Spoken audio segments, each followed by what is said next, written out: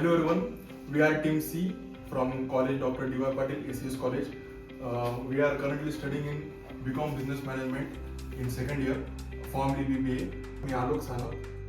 नमस्कार, मी वेदांत पगवले. मी यश भोसले. मी तेजस चव्हाण. आणि आपला कॅमेरामॅन आर्यन बोली. So today we are here to discuss our topic people management, which comes under our subject startup and innovation and entrepreneurship. So today we are here at the office of SP Cotton and Industries. We are here with the owner, Mr. Satish Puri sir. So now we will introduce himself. आम्ही फक्त कपडेच नाही तर एक व्यक्तिमत्व घडवतो. गेल्या 8 वर्षांपासून कापड इंडस्ट्रीमध्ये आम्ही कार्यरत आहोत. 2018 ला सुरू झालेला एसपी कॉटन इंडस्ट्रीज हा व्यवसाय आज 2026 मध्ये एक चांगल्या आणि उच्च शिखरावरती गेलेला आहे. नमस्कार, मी सतीश पुरी, एसपी कॉटन इंडस्ट्रीचा को-फाउंडर आणि सीईओ. तर आज डी.वाय. पाटीलच्या स्टुडंटने खूप छान सब्जेक्ट घेऊन आणला आहे, पीपल मॅनेजमेंट. तर नक्कीच आपण त्यांच्याशी डिस्कस करू आणि नक्कीच पुढचे त्यांचे प्रश्न जाणून घेऊ. नमस्कार. तुमचा व्यवसाय आज इतका मोठा आहे, या मोठ्या स्तरावर आहे, पण खरंच जेव्हा तुम्ही जेव्हा व्यवसाय सुरू करत होता तेव्हा तुम्हाला स्किलफुल वर्कर्सची गरज होती, तर त्यांची शोध तुम्ही कशी केली तेव्हा? खूप छान प्रश्न आहे. ज्यावेळेस आपण स्टार्टअप करतो त्यावेळेस नक्कीच आपल्याला स्किलफुल वर्कर हवेच असतात. यासाठी वेगवेगळे आपले प्लॅटफॉर्म खूप आहेत. जो वर्क इंडिया झाला, नंतर जॉब लोकल जॉब झाला, याच्यावरती आपण ज्यावेळेस ऍड लावतो त्यामध्ये आपण ऍड लावलेलीच असते आणि स्किलफुल आपल्याला कधीच भेटत नसतात. त्यासाठी आपल्याला काय करावं लागतं, एकतर पहिला जीडी आपल्याला क्लिअर ठेवावा लागतो. जीडी क्लिअर ठेवला की ज्यावेळेस इंटरव्ह्यूला मुलं येतील त्या इंटरव्ह्यूमध्ये त्यांना जे स्किल आहे त्यांचं त्यामध्ये चेक केलं जातं. आणि जर एखादा मुलगा जर समजा स्किलफुल नाहीये पण आपण तो घडवतो, त्याला ट्रेनिंग पिरियड आपण देतो, त्या ट्रेनिंग पिरियड मध्ये त्यांना सांगितलं जातं की कंपनीमध्ये ह्या टाईपमध्ये अशा टाईपमध्येच काम चालतं, तर मुलं ऍडजस्ट होऊन जातात त्यामध्ये. तर आता म्हणजे तुम्ही भरती केलीच असेल, तर जेव्हा तुमच्या वर्कर्समध्ये काही प्रॉब्लेम आले किंवा मतभेद झाले तुमच्यामध्ये आणि त्यांच्यामध्ये किंवा आपसमध्ये, तर त्या सिच्युएशनला तुम्ही कसं सांभाळता? मतभेद यायचं कारण सगळ्यात महत्वाचं आमच्याकडे येतच नाही महत्वाचं शक्यतो. काय होतं, ज्यावेळेस आम्ही सुरुवातीला ज्यावेळेस एंट्री करतो त्यावेळेस आमची पेअर होते. सगळ्यात सुरुवातीला जे होते ना, म्हणजे सकाळी आल्यानंतर सगळ्यात सुरुवातीला आमची गणपती बाप्पांची आरती होते. आरती झाल्यानंतर सर्वजण आरतीला हजर असतात. आरती झाल्यानंतर सगळ्यांना आपापली कामं वाटून दिली जातात आणि आपण समजा प्रत्येकाला जे डिव्हिजन दिलं ते डिव्हिजनचं प्रत्येक जण काम करत असतो. त्यामुळं आपल्या एकमेकांमध्ये आपापसात कधीच मतभेद व्हायचा तर आमच्याकडे आणखी कधी हे झालेलंच नाहीये. मतभेद कोणाचा आणखी झालेलं नाहीये. त्याचा तिसरा प्रश्न होता असा की मराठीत साधन संपत्ती असताना तुम्ही कर्मचाऱ्यांना कसे प्रेरित करता किंवा त्यांचे सहभाग म्हणजे असं युनिटी कशी टिकून ठेवता? ऍक्च्युली युनिटी ही कधी एकत्र होते कधी होत नाही. पण ज्यावेळेस आपल्याकडे मर्यादित साधन संपत्ती असते ना त्यावेळेस ना प्रत्येक वर्करला, प्रत्येक माणसाला त्याचं पुढचं येणार फ्युचर जे फ्युचरमध्ये जे असणारं विजन आहे ते प्रत्येकाला दाखवणं खूप गरजेचं असतं की येणाऱ्या 4 ते 5 वर्षामध्ये तो स्वतःला कुठं पाहतोय.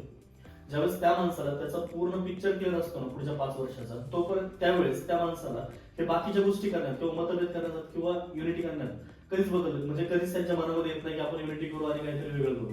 तर त्यांना पुढचं विजन क्लिअर असेल ना तर ते नक्कीच त्यांच्या कामामध्ये आणि त्यांच्या कामाचं कौशल्य हे आपल्याला 100% देत असतं. तुमच्या संस्थेमध्ये संघभावना कशी निर्माण करतात व सकारात्मक कामकाज संस्कृती कशी टिकून ठेवतात? सकारात्मक पॉझिटिव्हिटी म्हणजे थोडक्यात आहे ना, जसं कसं असतं माहिती का, बऱ्याच जणांना असं असतं की मी काम करतोय फक्त नावाला काम करत असतो. त्याला तुम्हाला मागच्या क्वेश्चन मध्ये हेच सांगितलं की काय होतं, बऱ्याच वेळेस त्यांना त्यांचं आहे ना विचार म्हणजे त्यांचा गोल त्यांना सेटच नसतो की उद्या येणाऱ्या 4 वर्षानंतर मी काय स्टेजला असेल, कोणत्या पोझिशनला असेल किंवा मला काम काय करायचंय. तुम्ही त्याला क्लिअर टायटल दिलेलाच नसतो. जोपर्यंत तुम्ही त्याला क्लिअर दिशा देत नाही तोपर्यंत तो व्यक्ती तुमच्याकडे परफेक्ट परफॉर्मन्स पण करत नाही आणि परफेक्ट म्हणजे एक तुम्हाला जो रिझल्ट पाहिजे तो कधीच येऊ शकत नाही. सर, जर एखाद्या व्यक्तीला नवीन स्टार्टअप ओपन करायचं किंवा नवीन बिझनेस ओपन करायचा आहे, तुम्ही त्याला काय सांगाल? सर्वात महत्वाचं म्हणजे ज्यावेळेस नवीन स्टार्टअप करायचं आहे त्या व्यक्तीला त्या फील्ड विषयी 100% नॉलेज असलं पाहिजे. तुम्हाला तुमच्या व्यवसायाबद्दल जर नॉलेज असेल तर नक्कीच तुम्ही तो व्यवसाय पुढे घेऊन जाऊ शकता. पण त्यासाठी तुम्हाला एकट्याने करून हा बिझनेस चालत नाही. त्यासाठी एक तुम्हाला टीम लागते. टीम तुम्हाला बिल्ड करायची असेल. सगळ्यात महत्वाचं म्हणजे तुमचा आजचा जो सब्जेक्ट आहे तो पीपल मॅनेजमेंट वरती. पीपल मॅनेजमेंट हा म्हणजे व्यवसायाचं एक हृदय आहे. ज्या माणसांना तुम्ही एक फॅमिली मेंबर म्हणून समजून तुम्ही तुमचा व्यवसाय पुढे घेऊन जाता त्यावेळेस नक्कीच तुम्हाला यश हे जवळ आलेलं असतं. पण तुम्हाला सर्वांशी एकत्र एकजुटीने चेन सिस्टम मध्ये काम केलं जातं. हे तुम्हाला तुमच्या पीपल मॅनेजमेंट मध्ये सर्वात महत्वाचा हा पार्ट असतो की सर्वजण एक म्हणजे एक संघ राहिले पाहिजे, एक सारखे राहिले पाहिजे. त्यासाठी काय असतं, एक चेन सिस्टम वरती काम चालतं. प्रत्येक चेनचा रोल प्रत्येकाचा वेगळा असतो, प्रत्येकाला आपला रोल दिलेला असतो. तर त्या रोल मधला एक माणूस जरी एक पाऊल पाठीमागे घेतलं तर ते पूर्ण चेन डिस्टर्ब होते. तर ही चेन डिस्टर्ब न होण्यासाठी तुम्हाला त्याच्यावरती खूप काम करावं लागतं. म्हणजे त्यांचा एक संघ ठेवणं, त्यांचं काही सेलिब्रेशन घेणं. फक्त काम म्हणजे काम नसतं, त्याच्यामध्ये काही ऍक्टिव्हिटीज पण घ्यावं लागतात. त्यांना त्यांची दिशा दाखवायची असते, त्यांना त्यांचे विजन सेट करून द्यायचे असतात, त्यांचे येणारे प्रॉब्लेम तुम्हाला फेस करायचे असतात. जसं की तुमची फॅमिली आणि त्या फॅमिली सारखं त्यांना सगळ्यांना समजून घ्यावं लागतं. त्याच वेळेस तो व्यक्ती तुमच्याकडे लॉंग टर्म साठी टिकतो आणि तो तुम्हाला तुमचं समजतो आणि तुम्हाला तो परफॉर्मन्स परफेक्ट देतो. सर तुम्ही तुमचं विजन थोडक्यात सांगू शकता येणाऱ्या वर्षामध्ये? येणाऱ्या वर्षामध्ये म्हणजे 2018 चालू केलेला व्यवसाय जो 1,20,000 मध्ये स्टार्टअप केला होता, तो येणाऱ्या आता म्हणजे 2026 मध्ये आज आमचा एक 7 कोटीचा टर्नओव्हर आहे. तर येणाऱ्या 2030 आम्ही टार्गेट पकडले, 15 करोडपर्यंत आम्ही जातोय.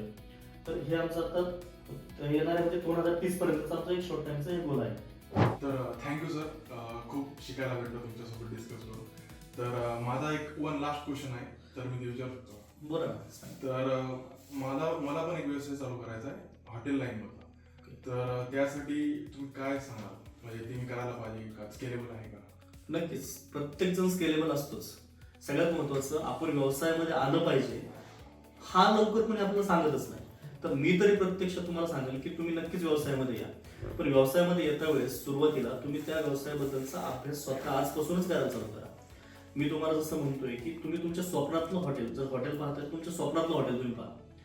ते दररोज तुम्ही विज्युअलाइज करा, माझे हॉटेल कसं असेल, मी काय केलं करणार, माझ्या हॉटेलमध्ये मी सर्व्हिस कशी देईल, मी माझी पीपल मॅनेजमेंट कसं करेल. जसं की आजचा तुमचा जो सब्जेक्ट आहे पीपल मॅनेजमेंटवरचा, तुम्ही याच्यामध्ये एवढे परफेक्ट व्हा की तुम्हाला उद्या हॉटेल टाकल्यानंतर पण तुम्हाला काही पुढे इश्यू काय आले नाही पाहिजे. तर नक्कीच मी तर तुम्हाला सांगेल की तुम्ही नक्कीच व्यवसायामध्ये या आणि व्यवसायामध्ये हा प्रत्येक माणसाने आलंच पाहिजे. तर स्वतः नक्की सुरुवातीला तुम्ही विज्युअलाइज करा की माझं हॉटेल कसं असेल, तुमच्या स्वप्नातलं हॉटेल पहा आणि नक्कीच स्टार्टअप करा. खूप छान, मला आवडलं तुमचा क्वेश्चन, आवडला.